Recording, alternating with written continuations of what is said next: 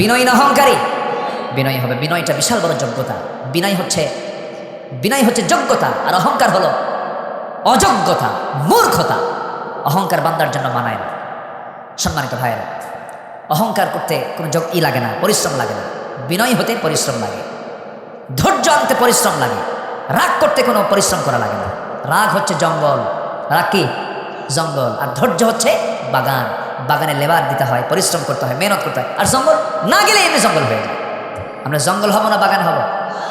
রাগ না ধৈর্য? অহংকার না বিনয়? বিনয়।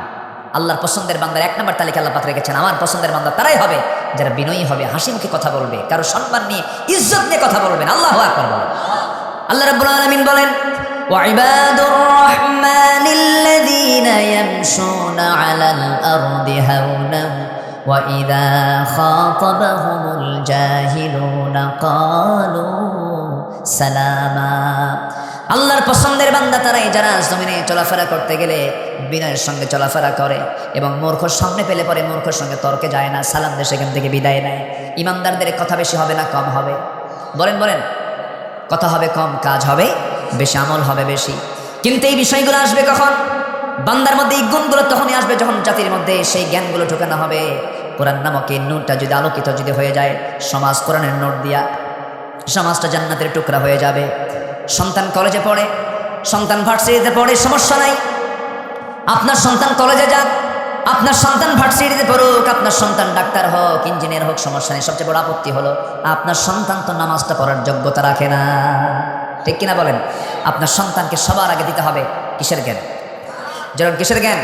তাহলে কোরআন আপনার সন্তানকে বিনয়ী বানাবে, অহংকার মুক্ত করবে, তাকে আল্লাহর আনুগত্যশীল বান্দা হিসেবে তাকে গড়ে তুলবে।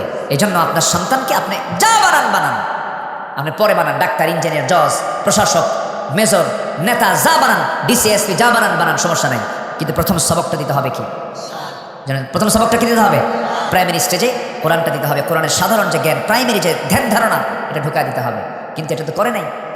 এই 54 বছরে যত বিসিএস ভাইভা পরীক্ষা হয়েছে, প্রত্যেকটা ভাইভাতে যদি এমন শর্ত জড়িয়ে দেওয়া হতো যে ভাইভা বোর্ডে একজন মুসলিম পরীক্ষার্থীকে তাকে কোরআন কারীমের যে কোনো পৃষ্ঠা থেকে 1 পৃষ্ঠা সহিহ তেলাওয়াত শুনবে, এই জাতির নেতৃত্বের চরিত্রের পরিবর্তন হয়ে যেত। প্রত্যেকটা বিশেষ ক্যাডারকে যদি এরকম কন্ডিশন দেওয়া হতো, বুখারী শরীফের এত অধ্যায় থেকে এত অধ্যায় পর্যন্ত এখান থেকে 4-5টা হাদিসের প্রশ্ন করা হবে, যদি কন্ডিশন করে দেওয়া হতো ভাইভা বোর্ডে কোরআন কারীমের 3 নম্বর থেকে 6 নম্বর পারার যে কোনো একটা সূরা থেকে তাকে প্রশ্ন করা হবে, বলেন যারা দেশ চালায়, প্রশাসক যারা, তাদের মধ্যে যদি এই জ্ঞানটা যদি থাকতো, অন্তত আমার দেশ থেকে সম্পদগুলো, টাকাগুলো লোপাট হতো না। আমার কথায় মনে রাগ করতেছেন আপনারা? মূল পরিবর্তন করতে, মূল গুণটাকে চেঞ্জ করে দিতে হবে। একদম সম্পূর্ণ মানে জাহেলিয়াতের লেভেলে আমরা চলে গেছি। আমার দেশটা এত নোংরা হয়ে গেছে যে মানুষের চিন্তা চেতনার পচন এমন ভাবে ধরেছে, একটা যুবকের চেহারার দিকে তাকালে মনে হয় না একটা মুসলিম যুবক। মাথার চুল দেখছেন এখন? মাথার চুলের সাইজ দেখলে মানে এইদিকে চুল নাই, পিছনেও চুল নাই, মাথার উপরে গোল করে সেন্ট মার্টিন দি। কে পাইছো কোথায়? হুজুর বুঝবেন না। কি, কার মডেল? কে মেসি।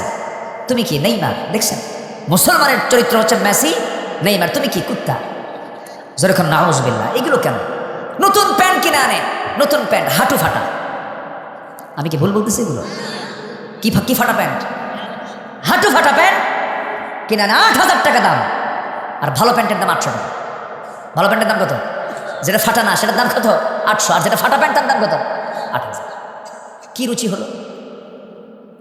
প্যান্ট একখান পরে এত নিচে পড়ে, নাভির উপরে প্যান্ট পরা এটা ওয়াজিব, তাছাড়া সতর তরক হয়ে যাবে।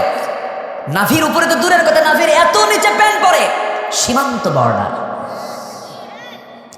কি আমি কি ভুল বলতেছি? আমি মসজিদে ঢুকছি একদিন নামাজ পড়বো, সুন্নত পড়বো, এক ছেলে দেখি নামাজ শুরু করছে এরকম প্যান্ট পরে। তা তো মানে এরকম নড়াচড়া করে, মানে ঢোল মানে কেমন সাইজের এক প্যান্ট, ঢোলে মানে খুঁজে পাওয়া যায় না। নামাজে দাঁড়াইছে, শার্ট একখান ছোটো, প্যান্টও ছোটো। রুকুতে যখন গেল তখন দেখি রুকুর ঠেলায় শার্ট উপরে প্যান্ট নিছে, মাঝখানে নাই। তো ভাবলাম এই তো রুকু, শেষ দেয় যে কীভাবে আল্লাহ স্যার। শেষ দেয় যখন গেছে তখন দেখি প্যান্ট খুলে আন্ডার প্যান্ট বেরোচ্ছে। এগুলো কোনো পোশাক? আমি কি ভুল বলতেছি ভাই? বলেন দেখি এগুলো কেন? তুমি পুরুষ, তোমার কানে দুল কেন? হাতে কেন বালা? তোমার বালা কেন পড়তে হবে? হাতে বালা, কানে দুল,